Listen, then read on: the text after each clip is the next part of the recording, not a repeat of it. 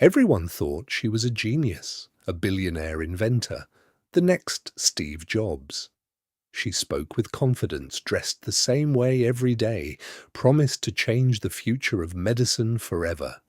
And for years, some of the most powerful people in the world believed her.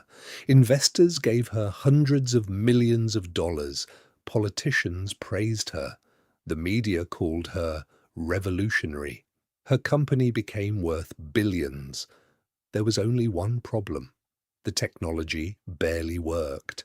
And behind the polished interviews, black turtlenecks, and billion-dollar image was one of the most shocking deceptions in Silicon Valley history. This is the downfall of Theranos and the terrifying story of Elizabeth Holmes. Before we continue, subscribe if you enjoy documentaries about disasters, scams, technology, and the darker side of ambition, because this story only gets crazier from here. Elizabeth Holmes was born in Washington, D.C. in 1984. From a young age, she was obsessed with success. Not normal success, massive success. According to people who knew her, she wanted to become a billionaire from childhood, and, unlike most children, she seemed completely serious about it. Holmes was intelligent, ambitious, and extremely determined. She attended Stanford University, one of the most prestigious schools in the world, and it was there that the idea behind Theranos began to form. At the time, blood testing was slow, inconvenient, and expensive. Traditional blood tests required multiple vials of blood, large needles, laboratories, machines, waiting. But Holmes claimed she had a revolutionary idea. What if blood testing could be done using only a tiny drop of blood? What if hundreds of medical tests could be performed instantly, using a machine small enough to fit on a desk? It sounded impossible, but it also sounded world-changing. And in Silicon Valley, people love world-changing ideas, especially when those ideas come from young founders promising to disrupt an industry. Holmes quickly learned something important. In Silicon Valley, confidence is often more valuable than proof, and she was very good at appearing confident. She dropped out of Stanford at just 19 years old, the same way Steve Jobs and Bill Gates had dropped out. That comparison was intentional. Everything about Elizabeth Holmes was carefully designed. The black turtlenecks, the deep voice, the intense eye contact, the minimalist style. People began comparing her directly to Steve Jobs, and the media loved it. A young female billionaire founder, a genius changing healthcare forever. It was the perfect story. But there was one major issue. Very few people actually understood how Theranos technology worked, and many employees inside the company reportedly had concerns from the beginning, because medicine is not software. You cannot simply move fast and break things with human health. If blood test results are wrong, people can be diagnosed incorrectly. They can receive the wrong treatment, wrong medication, wrong surgeries, wrong information about diseases. The stakes were enormous. But Theranos kept growing. Investors poured money into the company, and Elizabeth Holmes became one of the most famous women in America. At one point, Theranos was valued at around $9 billion. Holmes herself became worth billions on paper, and somehow, despite all the hype, almost nobody outside the company had truly verified the technology. That should have been a warning sign. But when enough people believe a story, it becomes difficult to question it, especially when billionaires, politicians, and media companies are all repeating the same narrative. And Theranos understood the power of image perfectly. The company headquarters looked futuristic. Everything felt secretive. Employees were separated into divisions. Many workers reportedly only knew small pieces of what was happening. Information was tightly controlled, and according to former employees, fear inside the company was common. People who questioned things too aggressively allegedly faced pressure. Some were reportedly monitored, others were threatened legally. The company became obsessed with secrecy, and secrecy can be dangerous, because sometimes secrecy exists not to protect innovation, but to hide problems. Then came the Walgreens deal. This changed everything. Theranos partnered with Walgreens to place blood testing centers inside stores across America. Suddenly, the company was no longer just promising the future. It was operating in the real world, real patients, real blood tests, real medical results, and behind the scenes, serious problems reportedly continued appearing. Some tests allegedly produced unreliable results. In some situations, traditional machines were secretly being used instead of Theranos technology, but the public did not know any of this. To the outside world, Elizabeth Holmes still looked unstoppable. Magazine covers, interviews, awards, millions of fans, and an image carefully built to look perfect. But the deeper journalists and experts looked into Theranos, the stranger the story became. At first, most people ignored the warning signs because Theranos had something incredibly powerful, reputation. And once a company becomes famous enough, people stop asking difficult questions. That was exactly what happened. Elizabeth Holmes appeared everywhere. Television interviews, business conferences, magazine covers. She spoke calmly, confidently, almost hypnotically. And investors kept believing her. Even some of the most powerful people in America joined the Theranos board: former secretaries of state, military leaders, billionaires, politicians. The board looked less like a healthcare company and more like the United States government. To the average person, that level of support created trust. People assumed the company had to be legitimate. Why else would so many powerful figures support it? But there was another problem. Many of those board members had little experience in medical technology, and while Theranos focused heavily on branding and influence, scientists and medical experts reportedly continued raising concerns. Some employees allegedly noticed that demonstrations shown to investors were carefully controlled. Others reportedly believed the technology could not perform as promised, and inside the company, pressure continued growing. Because Theranos had made enormous promises, promises that now needed to become reality. But reality was becoming harder to hide. One of the most important moments in the entire story came from inside the company itself. Whistleblowers, employees who eventually decided something was very wrong. Speaking against a billion-dollar company is terrifying, especially when that company has elite lawyers, massive influence, and public support.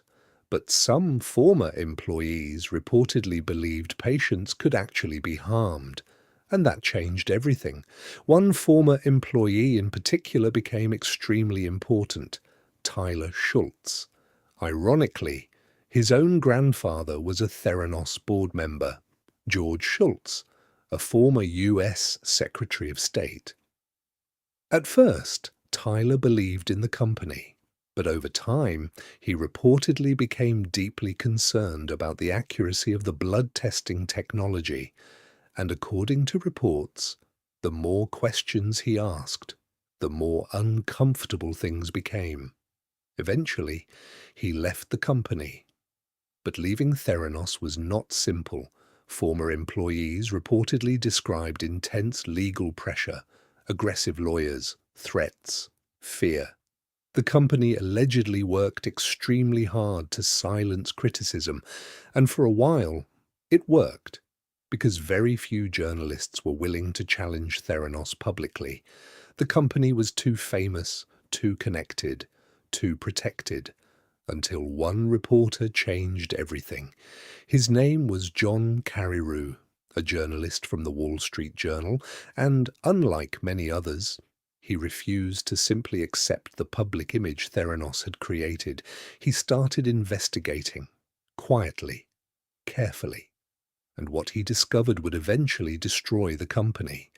At first, sources were difficult to find. Many former employees were reportedly afraid to speak. Some feared lawsuits, others feared career damage. But slowly, more people began talking, and the story became darker and darker. According to multiple reports, the Theranos machines often struggled to perform accurate blood tests. In some situations, results were allegedly inconsistent or unreliable. And behind the scenes, traditional blood testing machines were reportedly being used far more often than the public realized. If true, that meant the revolutionary technology at the center of Theranos might not actually exist in the way investors believed. And that possibility was explosive, because Theranos was not some tiny startup anymore. It was one of the most famous companies in America, a company valued at billions, a company associated with innovation, healthcare, and the future itself. Then, in 2015, the Wall Street Journal published its investigation, and suddenly, everything began collapsing. The article raised serious questions about Theranos technology and testing practices. For the first time, millions of people began hearing doubts about Elizabeth Holmes. The reaction was immediate: shock, confusion, disbelief. Some people defended Holmes aggressively. Others immediately suspected the worst. But inside Theranos, panic reportedly started growing. Because once doubt enters the public conversation, controlling the narrative becomes almost impossible. And journalists kept investigating. More stories appeared, more concerns surfaced, and regulators began paying attention. The image of perfection was starting to crack. As investigations intensified, the pressure on Theranos became overwhelming. Federal regulators began examining the company. Medical experts publicly questioned the technology. Former employees continued speaking out, and investors who once praised Elizabeth Holmes started distancing themselves from the company. For years, Theranos had controlled the narrative. Now the narrative was collapsing in real time, and the deeper authorities looked, the worse things appeared to become. Reports suggested that many blood tests had major accuracy problems. Some patients allegedly received incorrect medical information. Others reportedly had tests corrected or voided later. The consequences were no longer theoretical. This was no longer just startup hype. It was healthcare, human lives, trust, and fear. Theranos tried to defend itself. Elizabeth Holmes continued giving interviews. She insisted the company was being misunderstood. She denied many of the accusations. And for a while, some people still believed her. Because confidence can be incredibly persuasive, especially when someone has spent years building the image of a genius. But eventually, reality became impossible to ignore. Partnerships collapsed. Walgreens shut down Theranos testing centers. Regulators imposed sanctions. And the empire that once seemed unstoppable began falling apart, piece by piece. Then came one of the most devastating moments of all. Elizabeth Holmes was no longer viewed as a revolutionary founder. She was becoming known as the face of one of Silicon Valley's biggest scandals. Her billionaire image collapsed almost overnight. The media that once celebrated her now turned against her. Praise became criticism, And the same public image that helped build Theranos made the downfall even more dramatic, because people do not just enjoy stories about success, they are obsessed with stories about collapse, especially when the rise seemed almost too perfect. Eventually, Theranos officially dissolved. The company that promised to revolutionize medicine was gone. But the story still was not over. Attention soon shifted toward criminal charges. Elizabeth Holmes faced accusations of fraud, and suddenly, the woman once compared to Steve Jobs was entering a courtroom. The trial became global news. Former employees testified, investors testified, internal messages became public, and the image of Theranos continued unraveling. Then finally, the verdict arrived. Elizabeth Holmes was found guilty on multiple fraud-related charges. The downfall was complete. One of the most famous startup founders in the world had become one of Silicon Valley's biggest cautionary tales. But the story of Theranos became larger than one person, because it exposed something deeper about modern culture: the obsession with disruption, the obsession with genius founders, the obsession with billion-dollar dreams. In Silicon Valley, people often celebrate confidence before proof, and Theranos became one of the most dangerous examples of that mindset, because unlike failed apps or social media platforms, healthcare is different. When technology fails in medicine, real people can suffer, real patients, real families, real consequences. And that is why the Theranos story shocked so many people. It was not just the collapse of a company, it was the collapse of trust. And perhaps most terrifying of all, millions of intelligent people believed it. Investors, politicians, journalists, executives, even experienced professionals. Because sometimes the most powerful lie is not the one people are forced to believe, it is the one they desperately want to believe. Elizabeth Holmes promised to change the future forever. Instead, Theranos became a warning, a reminder that charisma is not proof, that confidence is not science, and that eventually reality catches up to everyone, no matter how powerful they appear. If you enjoyed this documentary, make sure to leave a like and subscribe to the channel, because some of the most unbelievable stories in history are completely real. And this is only the beginning. More documentaries about disasters, scams, mysteries, and the darker side of ambition are coming soon. So subscribe, and I'll see you in the next story. Thanks for watching.